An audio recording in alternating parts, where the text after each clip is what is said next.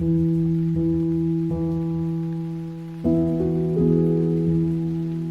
you ever have a day where you just bounce around?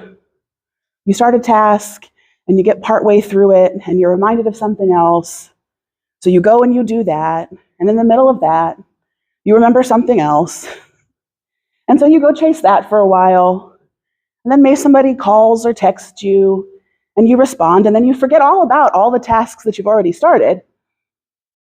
And so you think, well, maybe I'll check in with the news and see what's going on today. And that's depressing most of the time. So you go looking for something that helped you emotionally regulate, something you can control. And you remember you were going to organize the closet, but you need bins. So you go looking for bins online somewhere probably. But what bins are the best bins? And what's the best deal you can find on those bins? And then maybe a family member calls you to check in and you get off the phone and you remember it's their birthday and you haven't found a gift. So you go looking for something they might like, right? And pretty soon as you notice that you're hungry and your body hurts because it's way past lunch and you've been stuck in a chair and you've been stuck in your head all morning. Is that just me? Right? No? Okay, good. Right? Do you ever get to the end of your day and you wonder, what did I do all day? Right? What happened? Life is so complex, and it's hard sometimes to not get distracted and swept away by it.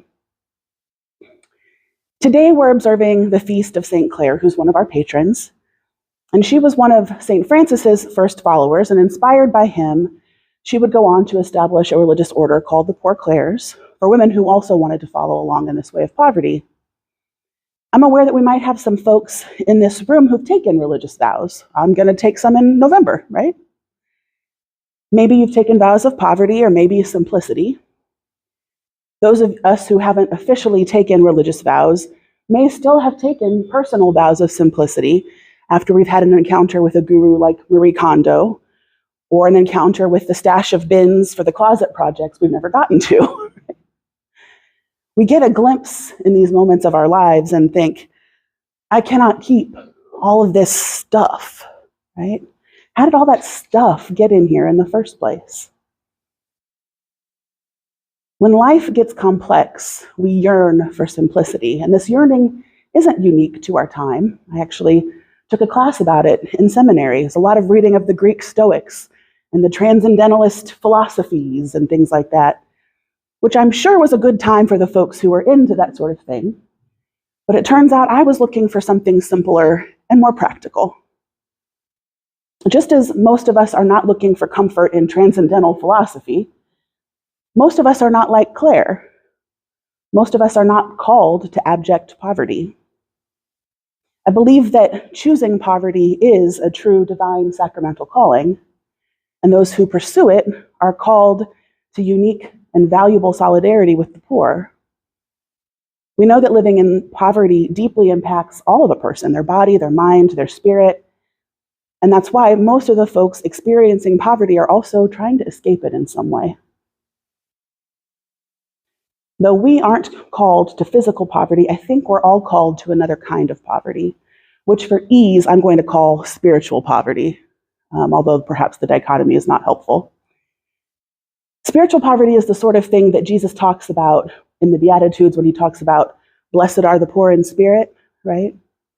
It's not about an inner void or emptiness or a shrinking inside of us where our spirits should be, but it's about our sense of our dependence on God, a sense that our entire being is rooted in the foundation that God alone is what we need. I'm going to say those words again. Spiritual poverty is about a sense of our dependence on God, a sense that our entire being is rooted in the foundation that God alone is what we need. When I say those words, I immediately feel my body unclench. I feel the tension that I carry in my shoulders relax. I feel something around my heart loosen. I feel my stomach unknot, right? Did you all feel anything like that? That God alone is what we need. Our bodies know.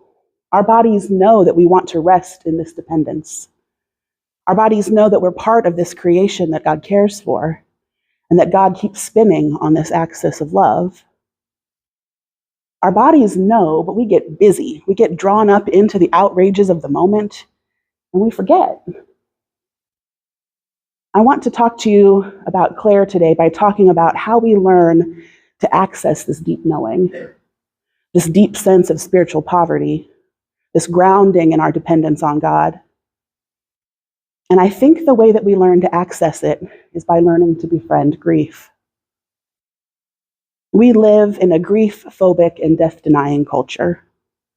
There are very few communal rituals to help us process grief. We're encouraged to move on from grief as quickly as possible. But we can't selectively turn off our emotions. If we shut ourselves off from any one emotion, we shut ourselves off from all of them. And so it might seem strange to say, but the older I get, the more I believe that life, the kind that I want to live, the kind that it's deeply connected and present and compassionate and joyful, if I want to learn to be that person, I have to learn to grieve well. That's been a nagging thought of mine for a while now. And so for the last 6 weeks or so, I've been participating in a series of workshops based on the work of psychologist and activist Francis Weller. I don't know if any of you have heard of him. Okay. Most of what I want to say tonight about grief comes from his book, The Wild Edge of Sorrow. I haven't finished it yet because I'm trying not to work ahead. But based on what I've read so far, I recommend it wholeheartedly to all of you. Weller and Carl Jung say that cultures, like people, have a shadow side, a side that's filled with parts that are deemed unacceptable, parts it's hoping to shut down, parts we're hoping to be spared from the discomfort of having to deal with. And as a result, we have a culture that's riddled with death. Shootings and overdoses and war and violence that's visited upon the more than human world. We limp through our lives with the scars of living in this death-dealing society, doing things that numb our pain or try and cause us to forget it. He says that bringing grief and death out of the shadow is our spiritual responsibility and our sacred duty. By doing so, we may be able to feel our desire for life once again and remember who we are, where we belong, and what is sacred. He calls that kind of work becoming an apprentice of sorrow. I always imagined my first apprenticeship would be in something like blacksmithing, but here we are. He says that this kind of work allows us to discover the profound ways that grief can deepen and ripen us, and that it allows us to build our capacity to stay present when intense feelings of grief arise. Boy, do I like that idea of maturing and ripening, of being able to stay present and not go off and chase my distracting thoughts, or starting yet another closet organization project, right, when grief arises and I need to fix something. And of course, I like the idea of knowing what to do with my grief instead of running from it. I think for a lot of us, myself included, we run from grief because we're afraid. We're afraid that what we might discover in our grief is too big and too close for us to handle. We fear that if we allow our grief in, it will never end. So how do we begin our apprenticeship of sorrow? Weller draws on the words of John O'Donohue, who we're familiar with in here, and says that we begin with a reverence of approach. That when we come to our grief with reverence, we find ourselves in a right relationship with it. Neither too far nor too close. We have to enter an ongoing conversation with this difficult and holy visitor. Learning we can be with our grief, holding it softly and warmly, is the first task of our apprenticeship.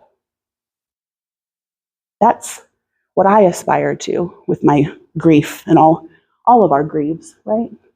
To hold it softly and warmly and befriend it so that we can live this kind of deep, connected life that we want.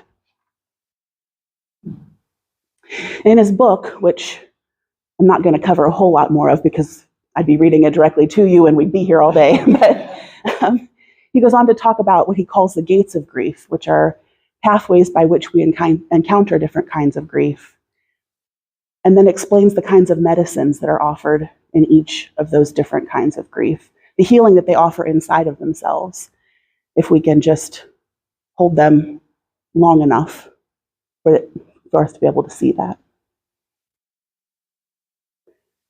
I've ordered a few extra copies of his book, which I will, when they arrive, will have available to borrow. If you'd like, let me know.